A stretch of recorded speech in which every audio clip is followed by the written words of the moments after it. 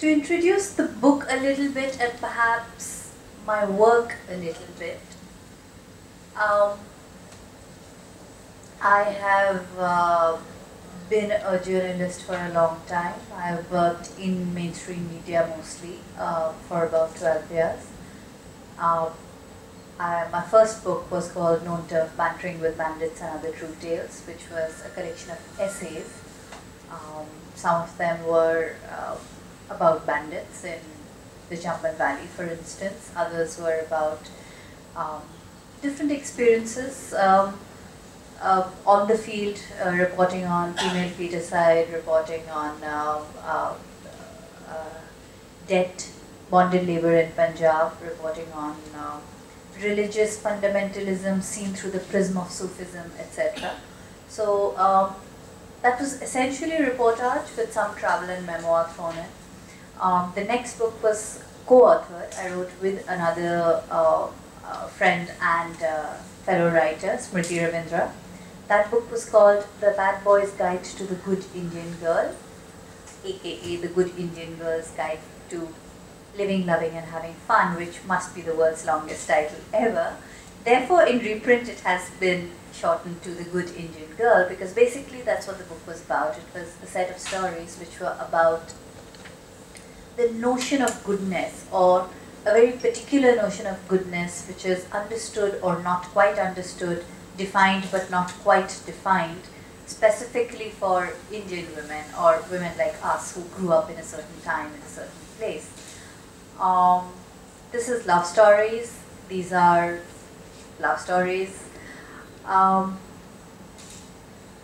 The reason I chose to write love stories, and the reason I believe that if I really think about life in general, I think there are three big truths to life.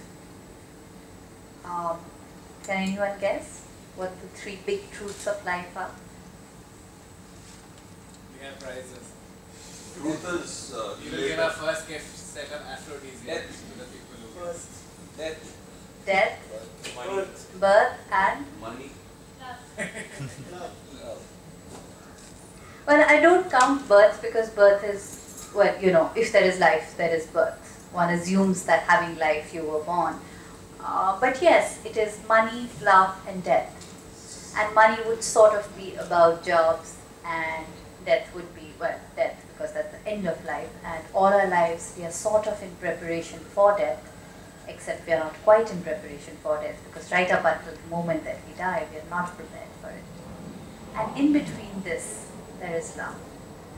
And yet, we tend to kind of trivialize it and frivolize it and treat it with a certain contempt almost, as if concerns of love were not vital or valid to us.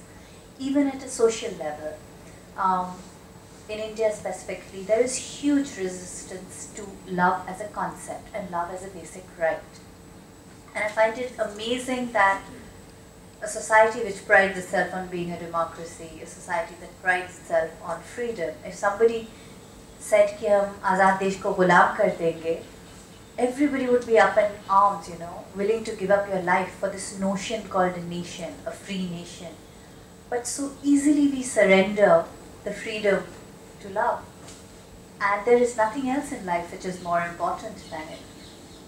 Possibly money, but money is also, money is a means to survival. Money is a way of staying alive. Money is a route to power. Money is a way of getting more and more out of life up until the time that you die. Or money is also a way of holding off death. The more money you have, the longer you can hope to live. Whether it is through medical science, whether it is through power structures. But love is something nobody can control, can you? You cannot quite control who you fall in love with. And there is no way you can force yourself to fall in love with someone, despite what your mothers and grandmothers say. प्यार तो हो जाता है बेटा, शादी तो करके देखो. But the fact remains that people don't fall in love. Not everybody falls in love with their spouses. Not everybody falls in love. Not everybody stays in love. You can fall in love, and there's no way you can predict how long it will last. One fine day it's gone. And you can try, and you can get it back, but you can also fail. And what do you then do to to hold on to it. All of human life and endeavor, all human society, marriage is common to almost all societies. A lot of marriage is about the finding and keeping of love, or preventing love from being frittered so very easily. And yet we don't think about it so much. And one reason I wrote these stories, in a way it's also an investigation for me. It's not enough to say so and so is in love with so and so. So and so isn't in a relationship with so and so. Relationships are of course a minefield. Every relationship will position itself in such a way that it has to be negotiated and renegotiated and renegotiated. And not all of us do that successfully. But the process of trying to do so is what I think sort of defines love. And for me particularly, that what is interesting about love stories is the way in which people negotiate their relationships. So I'm going to read a little bit, and perhaps I'm going to introduce each story. I'm not going to read any one full story. I'm going to read bits and parts of different stories. And hopefully you will like them, enjoy them, and talk about them a little bit more.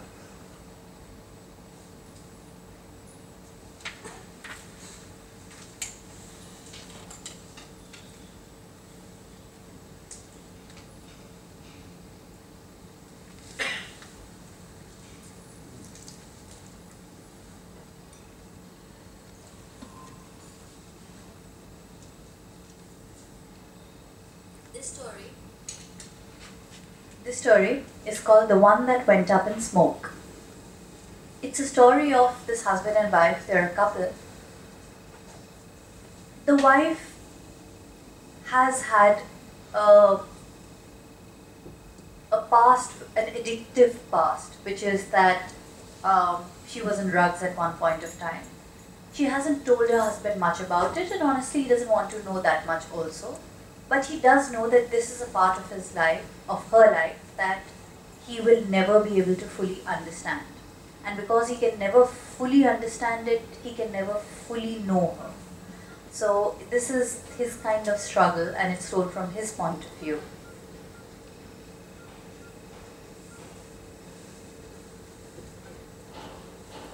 He would scold himself, remind himself that she never hid anything, nor has she forbidden him anything, not even his quirks, like wanting to kiss her nose before he kissed her lips.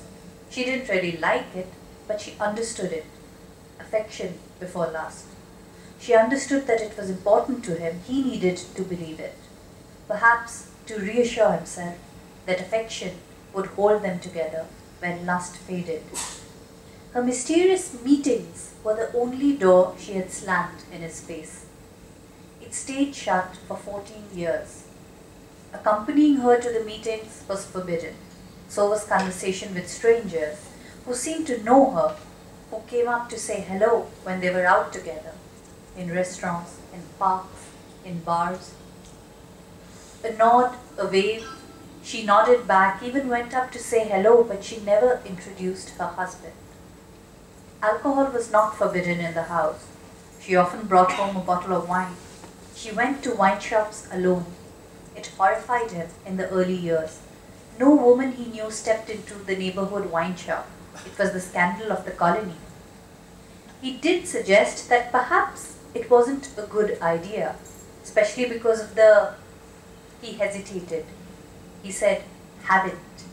He couldn't bring himself to say addiction. She stared at him, then smiled a tight smile. I go to any, not AA. There's a difference. He never brought it up again. Sometimes he wondered if she bought wine just to prove a point, that she was capable of sitting down with her husband and drinking a glass of wine without going insane. He noticed that she never drank more than a glass.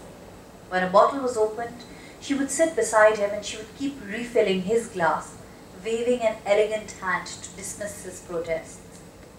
He didn't like that. He didn't enjoy drinking alone.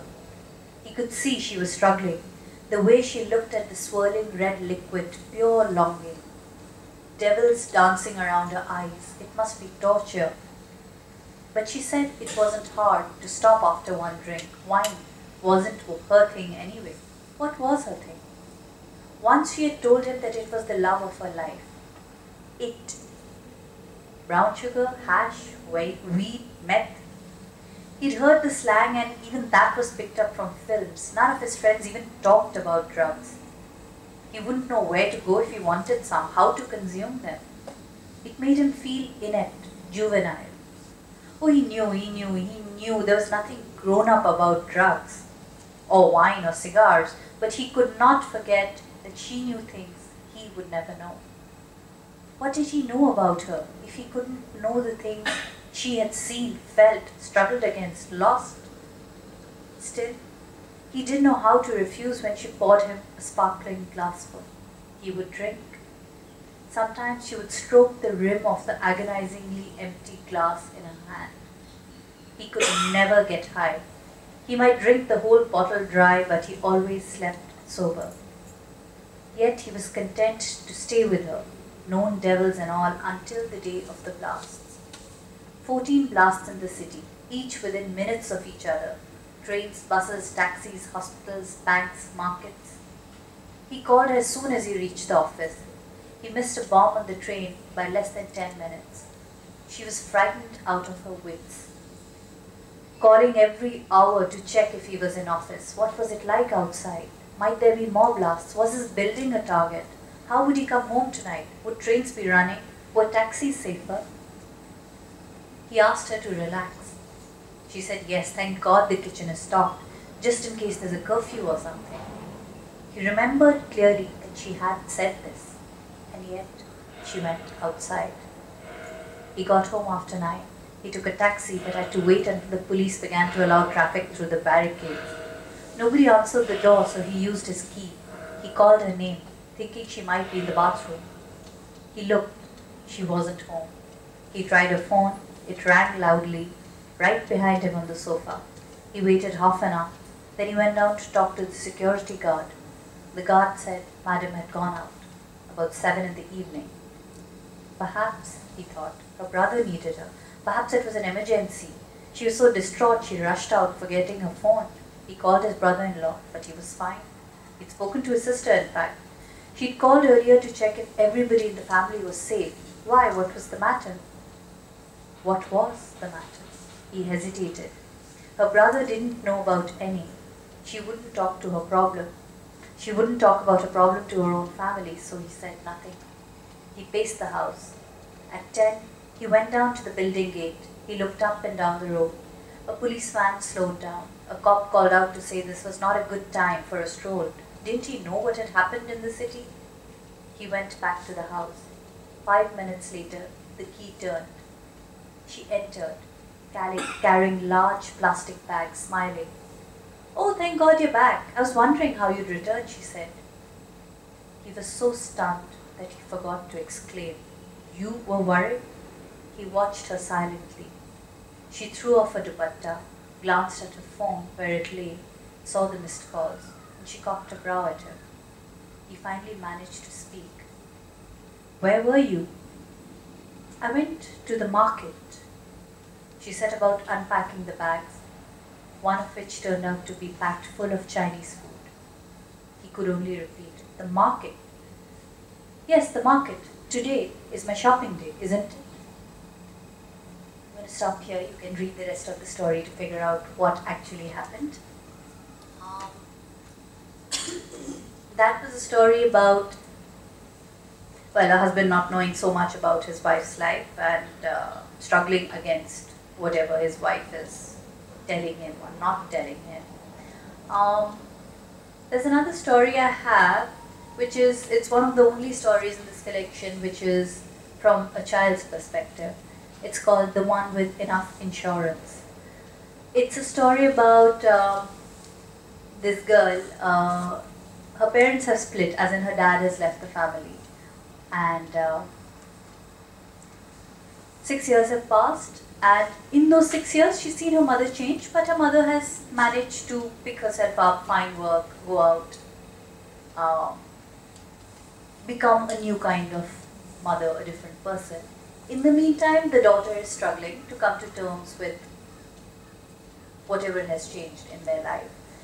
And in the course of this, she's discovering the world in a new way. So I'm going to read out this section about her discovery of a life in which there is only a mother and a lot of emptiness.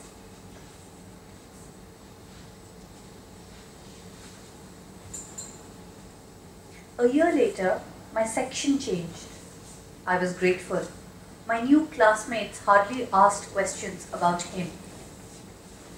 I got friendly with a group of girls who walked to school.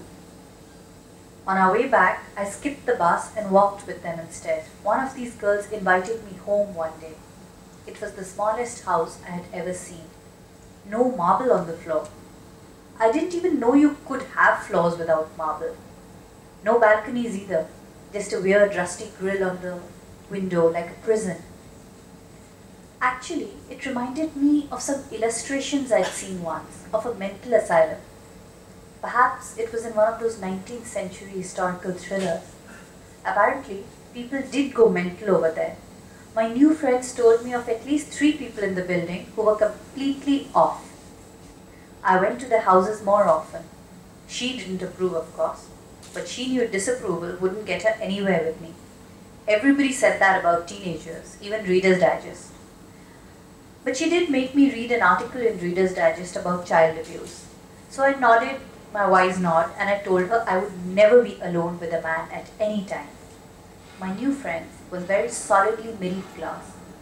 I am not exactly rich, but when I first saw the area where they lived, I thought it was a slum. But then my class teacher took us to a real slum for a field trip. My new friends were as taken aback as I was. We kept wondering where the kids' room was. I learned by now that other kids had to share bedrooms, even grown-up boys and girls. None of us had seen houses where there was just one room, where kids slept with parents, grandparents, married siblings, uncles, aunts, cousins. I wondered what Reader's Digest would make of that, but it never said much about people who live in one-room houses. Anyway, I began to understand then that there were many kinds of middle class. I was always being amazed at the way my new friends lived. Their walls would leak, great patches formed on the ceiling, black cracks crawled down the building like fat millipedes, concrete bandages to keep the whole thing from dying, open gutters with wire meshing over them to keep babies from falling in, babies toddling about in their big brothers' vests, noisy boys playing cricket with plastic balls, some little kid being goaded to go get a ball from somewhere difficult, overweight ladies playing badminton in their 90s with a dupatta around their necks to suggest that they were covering their breasts. They clung to the dupatta with one hand and barely took one step to the right or left to try and hit the shuttlecock. It was weird. I grew to like those ladies, though they needed something far more vigorous than badminton. What I liked most about the building was that everything seemed to fit. Little girls rushing into houses, taking their shoes off first, fit beautifully with large plastic drums and small lengths of pipe. The ladies in the 90s fit perfectly with the flimsy dupattas covering their large breasts. Their rubber slippers fit in with pull-back hair, large cheeks, their grunts as they bent to pick up the shuttlecock. It was all part of something larger, and they were content to be part of it. Their contentment fascinated me. At least, it did for about 2 years. Then, it began to disgust me. I couldn't stand being around them. I stopped going to the houses of my friends who came to school scrubbed clean, doused in contentment, like it was a kind of smelly oil. I began to tell them that I had to go home straight. They may have assumed it was because of my mother. I never explained why. Those kids probably guessed a lot without my telling them. They lived with things they never talked about. All kids do. I wasn't discontent myself. I had always known that my parents weren't happy. That was okay, because within 5 minutes of stepping inside other people's houses, you knew that nobody was happy. There is a blinding, sunshiny dimple to happiness. Housing colonies and apartment complexes cannot contain it for too long. Other people choke in its presence. They want to hurt somebody or themselves when they see real happiness, because it doesn't allow for the possibility of mere contentment. It mocks people who live at the less than happy mark. Happiness makes most people angry. I was alright not being smothered by happiness, but now that I wasn't spending the evening out, I realized that she wasn't home until 7 or 8 at night. I realized that when she came back, she saw me waiting, she grew flustered. She explained that she had a lot of work, and I was a reasonable girl, wasn't I? I could fix myself a snack and a sandwich if she wasn't around. I could read a comic, couldn't I? Of course I could, and I did. It was nice having the house to myself, cool and quiet. The Kashmiri carpet, light bits of furniture that had been sold off the first year. The marble floor was bare, and I could walk around barefoot, kicking up my legs like dancers in pop videos. All sorts of wild ideas simmered inside my head, like the notion that I was not a love child. I had read the word in a book somewhere, and I kept wondering what it meant, love child. Did it mean that only some children were made of love? What about the rest? I wondered if I was made of love or hate. Was it an assault on her? Why were there no more children after me? I'm going to stop here. The rest of the story, of course, is the rest of the story. There's lots of little sections, but I think I want to read this bit, which is much more a typical love story, in the sense that this is a boy meets girl story. It's about this boy and girl. This boy is traveling in a bus. He's taken a bus, and the girl's also on the bus, but he doesn't know that. They haven't met yet. So they are on this bus and they're going somewhere in Himachal and Uttarakhand. And the bus is a long meandering journey. It's a state transport bus, and the bus breaks down and they're stuck in the middle of nowhere. So they have to wait for the bus to be mended. And it's a night bus, so the boy has fallen asleep. He took off his shoes and he fell asleep. When he woke up, he found that his shoes were gone. It was a new pair of shoes, a pair of grey North Star shoes, and he's barefoot. So this is what's happening.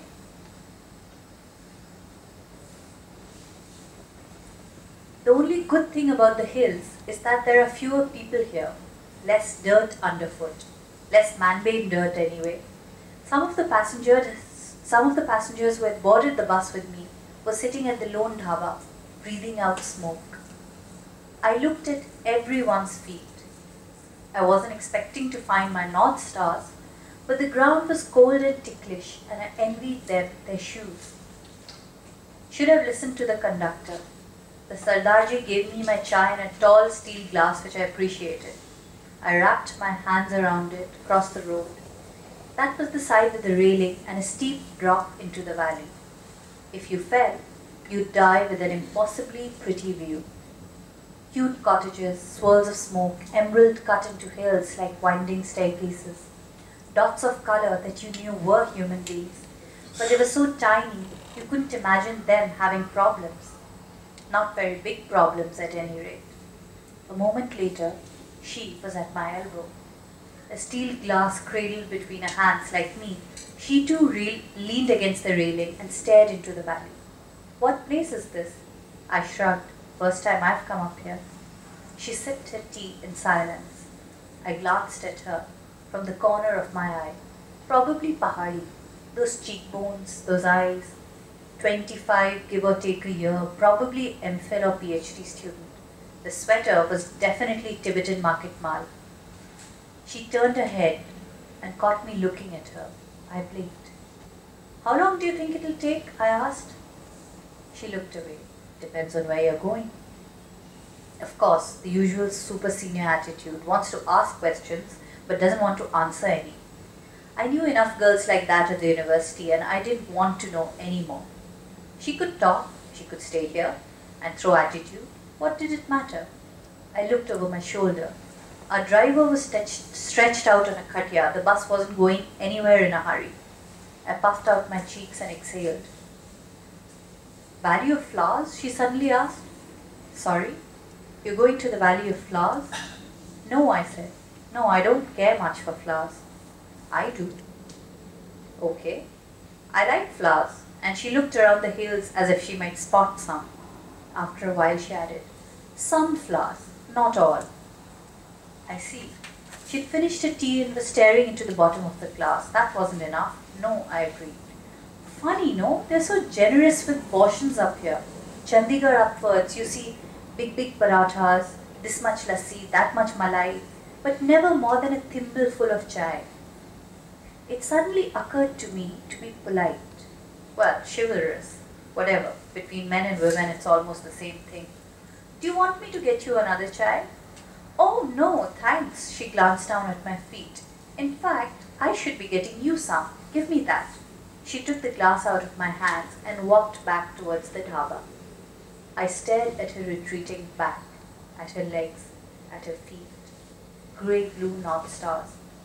I could have sworn there were 2 sizes too big for her. There was nothing for it but to wait for her to return, gripping both glasses around which she had wrapped a corner of her dupatta. My eyes were fixed on her feet. Here, take it quickly, it's very hot. I took the steel glass from her hand. She went back to sipping the tea, gazing into the valley below. The shoes were almost certainly mine. I took a sip of chai, then another. Excuse me, I finally said. Excuse me, but I think those are my shoes. Oh, are they? She looked down at her feet. These? Yes, aren't they?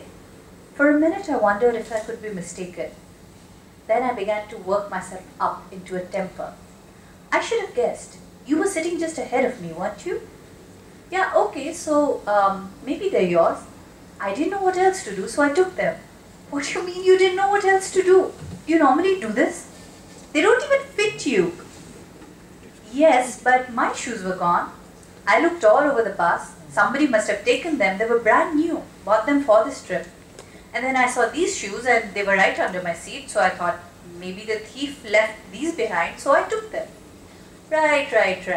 And you haven't noticed that I have been standing here barefoot on the highway. And you just stroll up and... So I noticed, she interrupted. Later, I thought maybe they're your shoes. Maybe I made a mistake. I would have returned them when we went back into the bus. I just thought I'd borrow them for a bit longer. Borrow. Aren't you supposed to ask permission before you borrow something? You didn't get off the bus with me. You were fast asleep. What's your problem? I was so taken aback at her casual response that I laughed. I don't believe this. What do you mean? You're accusing me of stealing these? Her eyes were flashing now, and she tossed the dupatta back over her shoulder with some force. Hey, you're wearing my shoes. I mean, they're not even your size. Exactly, so you can relax. I'm not running away with them. After a moment, she burst out again. Why are all you men like this? All you men? There's only me here. No, all of you. Always jumping to the worst conclusions. And you don't even stop to think. Just point and accuse. I mean, I'm the one who should be upset. I'm standing barefoot.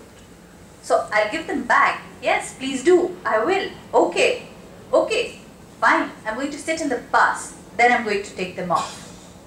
She set her glass down on the ground near my feet, stomped off towards the bus. I finished my second chai, returned the glasses and went back into the bus. She'd taken them off. She'd taken them off and left them sitting on my seat. Your precious shoes. I began to put them on. She clicked her tongue. Don't you want to wash your feet first? You've been walking barefoot. Where would I wash in this bus? There's a tap over there, right side at the dhaba. And take your precious shoes along. So I picked up the shoes, went to the tap, washed my feet, dried them with my hanky. Then I pulled my socks out of my pocket and finally my feet were warm again. The driver was still napping. The sun wasn't up. I went back into the bus. She was in her seat flipping through a magazine. I lay across both seats in my row and I shut my eyes. So, who's stealing now? I sat up. Excuse me? That seat isn't yours. I rolled my eyes. I'm only lying down for a few minutes. Borrowing, aren't you? Whose permission have you taken? I sighed. Look, I don't want to accuse you of anything. I just think it's weird that you should take my shoes like that. I thought they'd been stolen. Why? Because they weren't there. Well, that is your attitude to life. You're basically suspicious of people, like they're all out to hurt you. You know jack shit about my attitude to life. She ripped the centerfold from the magazine, spread it on the floor to rest her feet. She wore thick socks, hand-knitted, Tibetan stuff, figures of frolicking kids woven in. Definitely a DU girl. The humanities, of course. I can tell from your face, she said. I'm good at guessing people's character as soon as I meet them. Women. They just don't know when to shut up. I shut my eyes again. The pages of the magazine went flip, flip, flip. She went on talking. For instance, she said, I can tell what you're thinking right now. You are thinking that women are so annoying. Not just me, women in general. You wish you knew how to make me shut up, right? I opened my eyes. Through a tiny space between the seats, I could see she was still bent over the magazine. I sat up. No, that is not what I was thinking. I'm going to leave it at that. The rest of the story. But I have a question about how you've written in each person's voice and made it so authentic, and that's what how you went about doing that. Each person you write about.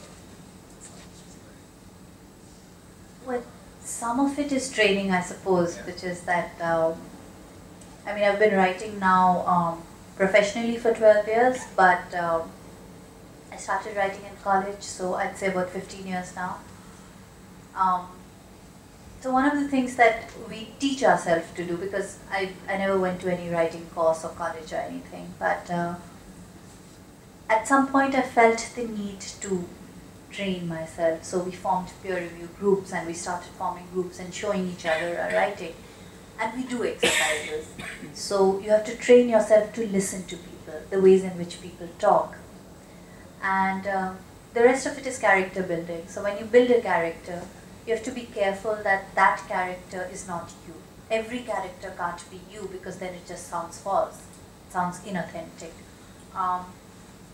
It's not enough to tell a story that you want to tell the way you want to tell it. You also have to tell the story of people as they are, and the way they talk, the way they behave, their mannerisms, their quirks, the way they dress is part of who they are.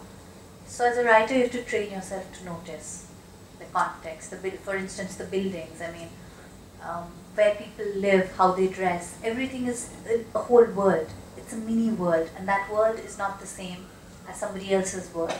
And stories are made when people from one world or one house or one particular context step out and move into a different one.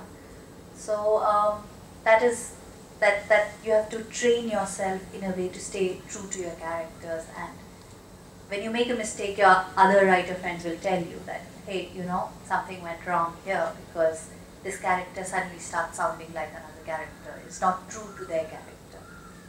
So mostly that, and you also go through a process of culling, which is that if you find that every character you write is sounding more or less alike, then perhaps you've got to, you get rid of some stories. Like all the stories I wrote didn't make it into this collection. Some stories were too much like, they're almost like the next story, so you decide that out of these three you'll pick only one. You're out of your personal experiences or? No, I mean 14 stories, no? I haven't had 14 love stories. Have you drawn any parallel in any of these? See, any story, if it's a good story, almost always the writer will put in some part of their own experience, but that experience is not necessarily the lived experience. So for instance, I have never been on a bus journey and I have not stolen anyone's shoes, and my shoes have never been stolen. But once my brother's shoes were stolen. So of course no love story happened, sadly. They were just stolen shoes. But then you take that little bit which you know is true, and actually one of my shoes was stolen once in Juhu Beach when I was a very little girl, and I was just a child, but something comes in. You remember how the ground feels under your feet and how uncomfortable it is to be barefoot in a city actually. So that part of it is my experience. And the other story, for instance, about, did I read to you from it? No, I didn't read to you from it, but the first story in the collection, the stories are also numbered 1 to 14. So it's not story number 1, it's actually, they're not in order also, so 10 might come before 1 and 2 might come at the end of the book, so it's like that.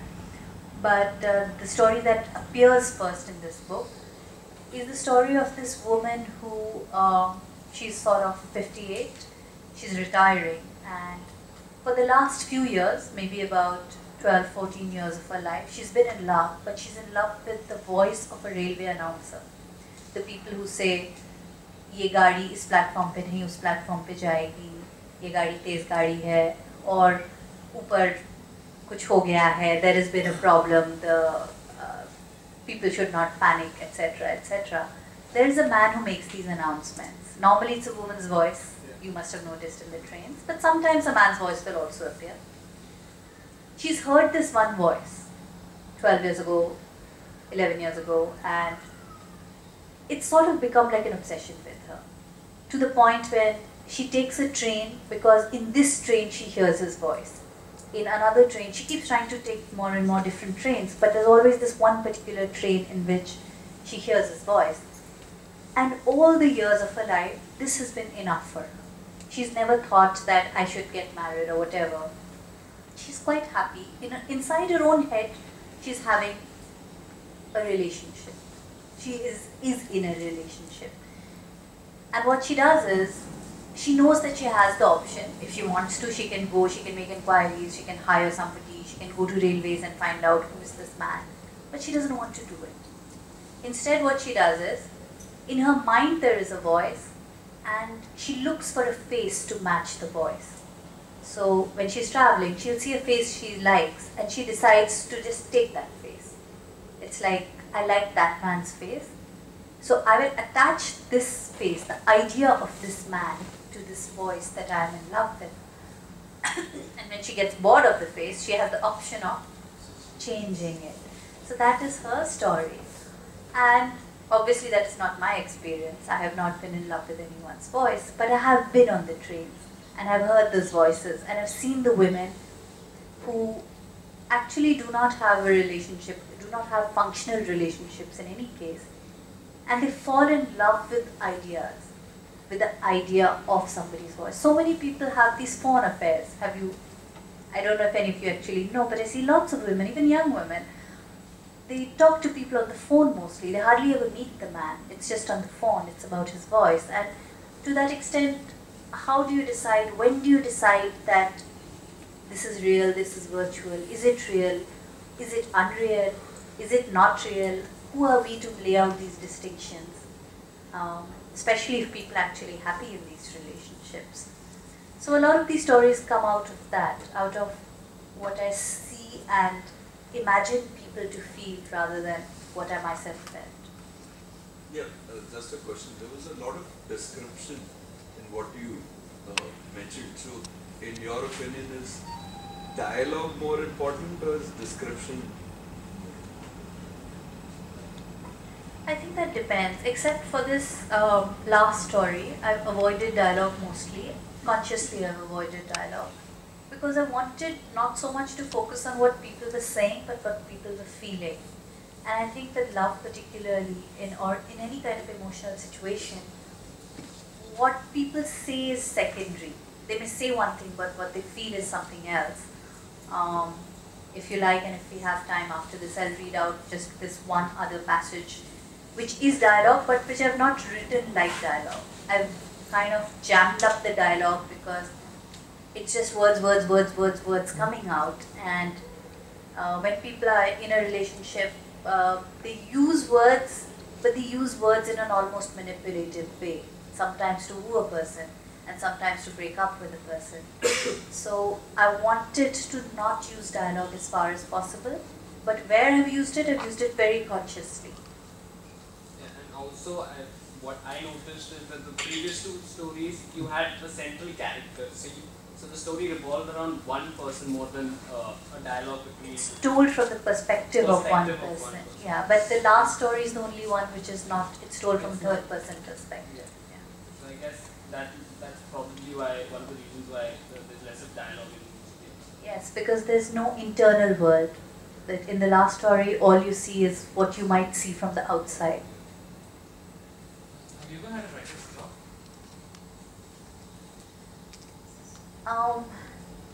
Well, actually, a lot of writers who I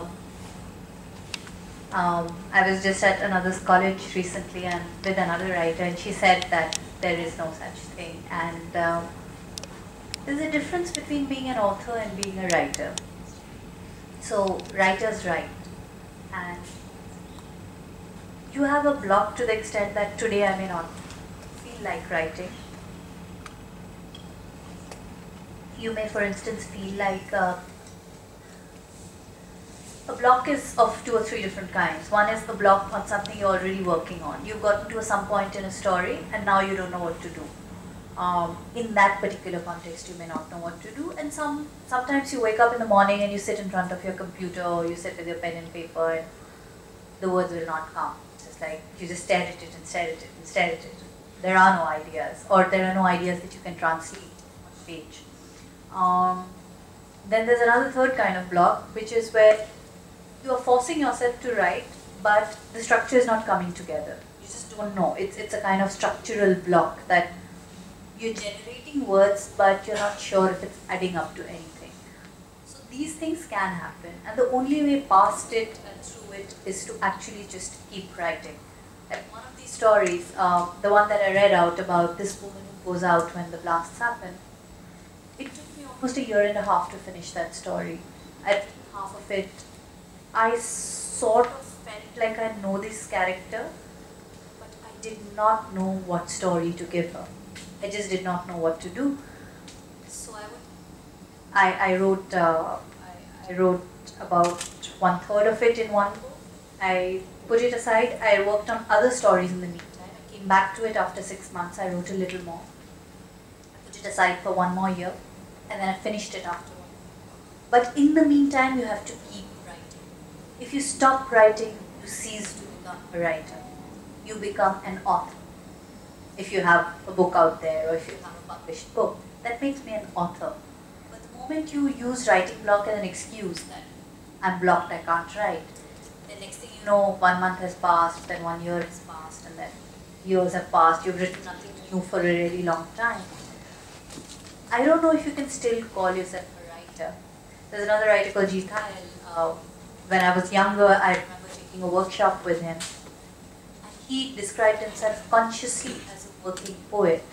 He said, like, writers tend to be a little self-indulgent, saying, artists in general, I think, tend to be self-indulgent. That today I am not in the mood, but if you were a carpenter, say, or if you were an electrician, carpenter doesn't have the luxury of saying, today I don't have the mood, today the ideas are not.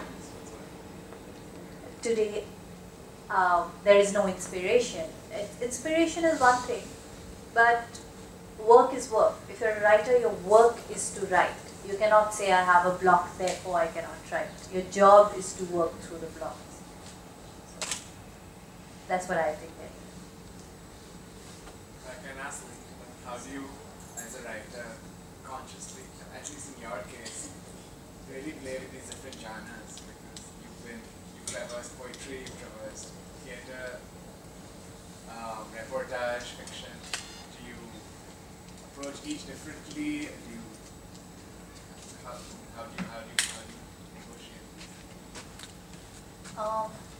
Well, professionally, like in the sense from in a job sense, I was a journalist for the longest time, and I still continue to freelance. In non-fiction, it's very simple. If it's not true, if it's not fact, you can't write it. So, even if you know something has happened, but you cannot back it up in some way, you cannot write it. That is the basis for non-fiction.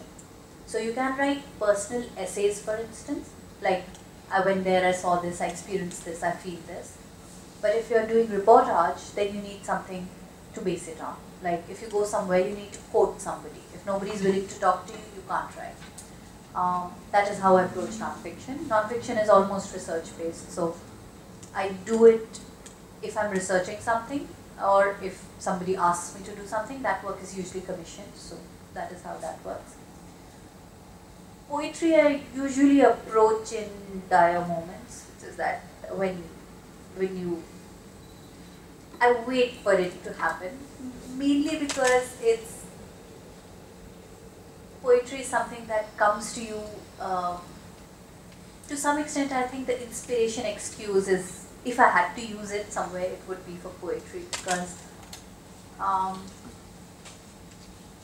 it's very concise, it's very brief, it's a distilled experience, and it needs to sparkle if it has to work on poetry particularly. You can do workman-like poems, but I don't know if that's much use. Making yourself write poetry for the sake of writing poetry. But we do exercises for that too. Once a year, I think in the US they started this called the National Poetry Writing Month, which was March. No, April. April is the cruelest month. It's the season of spring, etc. So we set ourselves exercises, and sometimes I make myself do it too. Set yourself an exercise to say, today I will write a ghazal, and you give yourself a prompt. So you say, I will write a ghazal about a leaf. Now what can be said about a leaf? But you make yourself do it, and the discipline will bring something new out of you. For short stories, I usually just start. Like I have a single image or a single character. Like there is one story here, it's called the one from Radhesham B Cooperative Housing Society. It's about this woman who has just moved into Radhesham B Cooperative Housing Society. And it's not really about a relationship. It's this woman lives alone, and there's another man in the building complex. He's an older man, an elderly man almost, he's in his 60s. And I knew such a man. I knew him from a housing society. He used to sit on the roundabout every day. He used to sit on the roundabout and he wouldn't talk to anyone, he would just sit there. And he would sit there for 1 hour in the morning and 1 hour in the evening. And sometimes he would do these little exercises. He would sit in one place and he'd put his hands like this, and then he would rotate clockwise, anti-clockwise, and whatever. So I got to know him later. But that image stayed in my head, and I wanted to write a story about a man who sits on a roundabout and what his emotional life is like. Or possibly what would happen if he could have an emotional life. So you just start. You don't know where you're starting. You kind of just put pen to paper and say that, okay, I'm just starting, I don't know what's going to happen, I'm just starting. With drama, I can't work like that. With drama, I need to know what this is about. If it's a script, it needs to have very clear beginning, middle, end. It needs to have characters that are very clearly defined. Sometimes I make myself do character sketches before I start work, which I never do with fiction. So yes, the approach is very different. It's also that short stories and poetry to a large extent you write also for yourself. I mean, I'll be very happy if all of you read this, but if you don't, I mean, hey, I wanted to write it, I wrote it. But with theatre, one writes with a very clear sense that this has to be staged. It's written for the stage. Somebody needs to read it, somebody needs to watch it, it needs to be on a stage, for instance, or wherever it will happen. So one keeps that in mind, keeps an audience in mind, or keeps actors in mind when one writes. See, I initially didn't set out with an idea that I want to write a collection of love stories. I knew I wanted to write one story, love story number 1, which is the second story in the book, I think. I had this image in my mind. I initially thought I might actually do a short video of it because I saw it visually in my head, and I wanted to capture something, just something. It was like a scene in my mind and I wanted to capture it. But I at that time I did not work at all in script or visual, or I didn't know how to do it. So I said, okay, let me just write a story. So I wrote one story. And once I wrote one story, then I found myself wanting to write another story, and then I found myself wanting to write a third story in the same style. So it grew very slowly. I took 2 years to finish about all these stories, but I had no plan in mind. There was no plan that one day there will be a collection. I think I wrote at least 6 or 7 stories before I had a clear sense that, okay, maybe I'm working towards something, towards a book. There was no pressure involved in Not at all. Not at all. I was working on these in the middle of working on other things. I was writing scripts, I was writing my journalism work, regular work. I just had another couple of books out, so I was working on those books at the same time. This was more almost like fillers, just when I had nothing else to do, no deadlines, I would work on a story. Just like that. I have a question in terms of how you see yourself within this pantheon of new Indian writing. Where do you place yourself? Do you feel you are part of a larger community? If so, what is this community about? And what kind of role do you see for yourself within it? I do see myself as part of the community, definitely. I think not so much, I don't know if there is a new Indian writing, but there is a new Indian writing in English. Yeah. Of which I'm not very sure what place I occupy, because there is popular fiction, and then there is literary fiction, and there is literary fiction hoping it is also popular fiction. I see myself definitely as part of a group or a generation of new writers in India. And I think the main difference is that I write for an Indian audience. Not for a moment have I ever written hoping to find a foreign publisher. I know they exist, and I know that if you search you will find an agent and you will find a foreign publisher, etc. But for instance, I haven't written a novel because I'm not interested in pitching a project to a publisher. I'm writing because I want to say something, and I'm hoping that there are other people in my country or wherever they might be who are interested in this kind of writing. So I think that change has happened only in the last 10-15 years. Even when I started writing around 2000 something, 99, 2000, there were maybe 2 publishers who were publishing popular Indian fiction in English, 2 or 3, and none of them were very interested in newer writers. I mean, and not unless they could also market you abroad. I think that shift happened for my generation. And I think now subgroups are forming.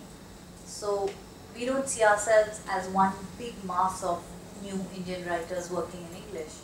We are new Indian writers working in English, writing a particular kind of story of a certain quality with certain aims in mind. So my friends are different. My writer friends are different. We also form groups based on politics, that this is our politics. We have a politics. We are not apolitical writers, and we are very concerned that we shouldn't become that either. So that is my group, I would say. Find audiences for that writing. I think so. I think that if writing is good, sooner or later it will find an audience. The process is sometimes harder because the market is difficult to crack, etc. But we survive. I mean, I've been making a living off writing. I have never done anything else but write. So I think that it makes it difficult. I don't live off book royalties. That is not easy for any of us. I don't think it's easy on any writer working in India today. But if you're content to work hard, you will find your audience growing. It will take a long time, but you're in for the long haul. Okay, apart from your all those things that they had asked about you, how did you get on it? I just wanted to ask a simple question. Like, you have researched a lot to write all those love stories, and probably, because book is completely impression of the author's mind. So I just wanted to ask, what do you feel that love is basically a destiny or what? Is it coincidence? Yeah, what is love? Tell us.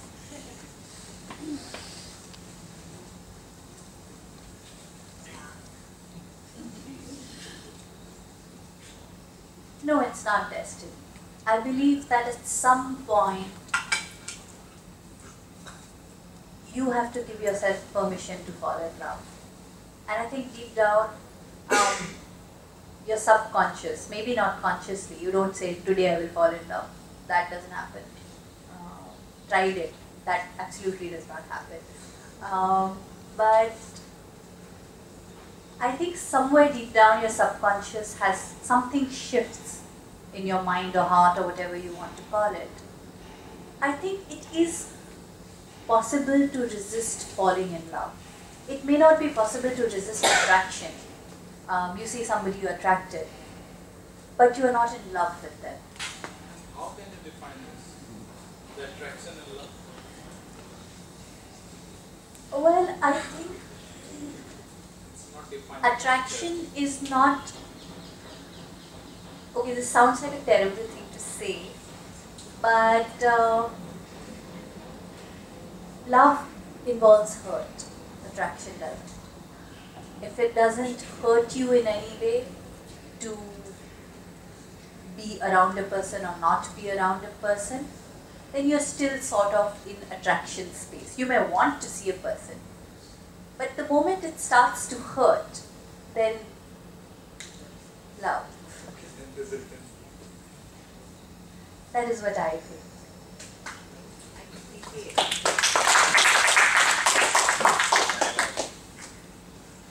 Well, on that, yes, there's one more One question, more and then question. we'll. Why you chose love as the main theme? So what was the idea behind it? I didn't choose. I wrote one story that was a very typical love story. Love story number one is the story of a couple. And it's typical and atypical at the same time because they're already married when I tell the story. And neither of them is fighting with each other, neither of them is cheating on each other, and yet the relationship, in a sense, runs into trouble. I'm not going to tell you why because you should read the story. So even when you are deeply in love with each other, when you really are trying to hold on to each other, things can go wrong, and that wrong will impact your relationship. And how you cope with that relationship, how you deal with that relationship, or you can do nothing but sit and watch and wait for it to just disintegrate in front of you. I wanted to tell that story. And once I told it, and then I wrote another one that sort of was about, I mean, the next story I wrote was not so much a love story of a girl, but the failed love story of a girl and how that actually impacts the mother of the girl. So I kept writing stories, and somehow they were all about relationships.